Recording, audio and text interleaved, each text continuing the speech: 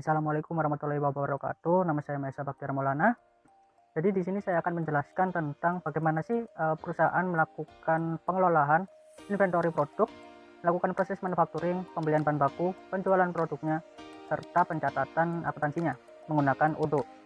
Jadi di sini saya ambil kasus pada PT Bulan Sabit yang merupakan perusahaan food and beverage atau PNB yang telah melakukan ekspansi di 3 pulau, yaitu Sumatera, Kalimantan, dan Sulawesi. Dan di sini untuk general manajernya pada masing-masing cabang diminta untuk memenuhi laporan perkembangan yang terjadi selama 3 bulan.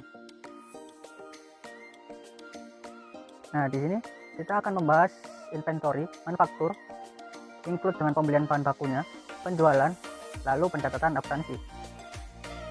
Untuk manufaktur ada beberapa proses, yaitu yang pertama perencanaan produksi, list kebutuhan bahan baku, pemesanan bahan baku, pembuatan produk, penyelesaian pesanan, lalu pemantauan stok. Kita lanjut, untuk part pertama adalah perencanaan produksi. Nah, pada tampilan awal kita disuguhkan oleh beberapa modul. Sini salah satunya adalah modul persediaan. Nah, kita langsung saja tekan, lalu akan muncul pada tampilan di sebelah kanan, yaitu tampilan persediaan. Kita tekan produk. Nah, di sini kita akan mengisi produk yang akan kita jual atau produk yang merupakan bahan baku. Yang di contoh pertama ini kita akan memasukkan produk yang akan kita jual, yaitu kentang frozen food. Dari mana itu kita akan mencentang dapat dijual atau can be sold, dan untuk harganya kita letakkan pada harga jual, serta untuk rutenya adalah rute manufaktur karena merupakan produk manufaktur. Dan berikut adalah 20 produk manufakturnya. Yang pada part 2 ini kita akan melakukan list kebutuhan bahan baku. Di sini saya tentukan terhadap produk 150 ml susu murni. Untuk harganya kita masukkan pada modal, lalu kita centang dapat dibeli karena merupakan bahan baku untuk melakukan manufaktur. Lalu untuk rutenya kita pilih beli. Dan berikut adalah list kebutuhan bahan baku untuk seluruhnya. Lalu kita lanjut part 3, yaitu pemesanan bahan baku. Kita tekan modul pembelian. Nah, pada modul ini akan disuguhkan pada tampilan di sebelah kiri. Kita langsung saja melakukan pembelian. Kita lihat pada tampilan di sebelah kanan. Nah, di sebelah kiri yang dilingkarin di sebelah kiri itu adalah nama dari pemasok kita. Lalu di sebelah kanan merupakan tanggal-tanggal yang terkait. Lalu untuk tabel yang di bawah merupakan bahan-bahan yang akan kita pesan, seperti itu. Nah, setelah kita melakukan pemesanan, kita untuk produk tersebut akan masuk ke on hand dari inventory kita, seperti pada yang dilingkarin. Lanjut ke part 4, yaitu pembuatan produk. Nah, kita pilih modul pabrik. Nah, kita di sini akan mencari struktur cost melalui BOM, atau lebih tepatnya kita akan mencari bill of materialnya. Nah, kita langsung lihat saja pada tampilan di sebelah kanan. Nah, kita akan mencari BOM dari produk yogurt leci. Kita masukkan bahan bakunya apa saja di lingkaran yang di sebelah kiri. Lalu untuk jumlahnya kita sesuaikan terhadap produk yang akan kita buat, sesuai pada lingkaran di sebelah kanan. Nah, akan ketemu struktur cost sejumlah tersebut yang dilingkarin. Nah, untuk memasukkan BOM ke modal, kita kembali ke inventory, lalu lihat pada panah di gambar sebelah kiri. Kita tekan tersebut, lalu akan secara otomatis masuk untuk modalnya yang menyesuaikan dari BOM tersebut. Lalu kita lanjut ke part 5, yaitu penyelesaian pesanan, yaitu atau lebih tepatnya adalah pembuatan produk untuk penyelesaian pesanan. Di sini untuk on hand-nya masih sama ya, sesuai yang kita pesan sebelumnya. Kita akan membuat yogurt leci. Di sini untuk yogurt lecinya on hand-nya masih 0. Kita langsung saja akan membuat yogurt leci sejumlah 20. Kita lihat pada gambar di sebelah kanan ada 2 lingkaran ya. Kita lihat yang lingkaran sebelah kiri.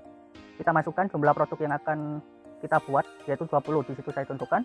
Lalu kita masukkan bahan bakunya dan kita sesuaikan jumlah bahan bakunya, yaitu di lingkaran yang di sebelah kanan. Nah, akan hasilnya seperti ini. Nah, setelah kita melakukan pembuatan, kita cek di inventory, on hand dari bahan bakunya akan berkurang. Lalu untuk produk manufakturnya on hand-nya akan bertambah. Yang berkurang contohnya adalah yang saya lingkarin. Dan untuk yang produk manufaktur yang akan bertambah saya tentukan pada tanda panah yang awalnya 0 dan bertambah menjadi 20. Pada part 7 kita akan melakukan penjualan produk. Di sini kita cek dulu untuk stoknya. Pada inventory sudah tertera ya. Nah, di sini kita akan melakukan penjualan produk pada modul penjualan. Pada tampilan sebelah kiri itu merupakan tampilan awal dari modul penjualan. Kita langsung saja lihat pada tampilan di sebelah kanan. Saya zoom ya biar kelihatan. Nah, di sini kita akan diminta untuk mengisi pelanggan namanya, lalu kita bisa membuat tanggalnya, lalu kita akan bisa membuat syarat pembayarannya, serta termasuk produk-produk yang akan dibeli. Di situ sudah tertera sebagai contoh dengan total pesanan adalah 600.000.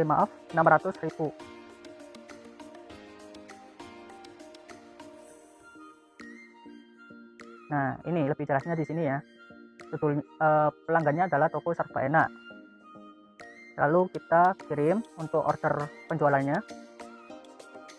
Nah, di sini kita akan melakukan pembuatan invoice pada tampilan di sebelah kanan ini ya, saya zoom.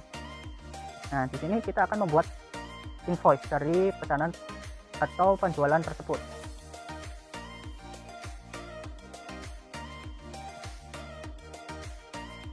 Setelah itu konfirmasi invoice-nya, lalu kita akan melakukan rekaman pembayaran. Di sini kita langsung saja tekan rekam pembayaran dan akan muncul seperti ini. Nah, seperti ini. Kita masukkan ke bank, lalu jumlahnya di situ kan totalnya 600, tapi saya masukkan 300 karena dari pelanggan hanya membayar 300 terlebih dahulu. Setelah itu create payment. Nah, di sini akan muncul partial atau termasuk pembayaran kredit seperti itu. Nah, setelah kita kirim akan muncul bukti transaksi atas penjualan tersebut pada tampilan di sebelah kanan. Nah, di sini saya tentukan untuk pembayaran yang secara kontan langsung lunas dengan pengkreditan. Jadi kan hanya kredit ya. Di sini untuk yang kredit akan muncul partial tadi ya. Untuk yang langsung lunas akan muncul seperti pada tampilan seperti ini. Nah, di sini akan muncul in payment. Nah, berikut adalah bukti transaksi dari penjualan tersebut. Kalau partial di sini terdapat amount due sejumlah 300 karena belum terbayar secara utuh dan masih tersisa 300. Sedangkan untuk in payment kan sudah lunas. Nah, untuk amount due-nya adalah 0 karena sudah melunasi penjualan tersebut. Nah, di sini untuk part 7 masih pada penjualan produk. Di sini stoknya masih sama ya. Masih sejumlah ondennya. Kita lihat ondennya. Di situ masih sama. Nah, berikut adalah beberapa transaksi yang terjadi selama 3 bulan. Kelihatan ya di sini. Nah, kita lanjut ke part 8 yaitu pencatatan akuntansi. Di sini pada tampilan berikut adalah tampilan awal dari modul akuntansi. Nah, berikut adalah buku besarnya. Dan untuk melihat laporan-laporan lainnya, kita bisa menekan pada gambar pelaporan atau menu pelaporan, lalu kita bisa memilih sesuai permintaan kita. Nah, sini adalah part 9 ini adalah pengecekan stok setelah melakukan penjualan tersebut. Di sini sudah terlihat jelas online-nya berkurang karena telah terjadi penjualan dari beberapa transaksi yang dilakukan selama 3 bulan tersebut. Sekian dari saya, terima kasih, mohon maaf apabila ada salah kata.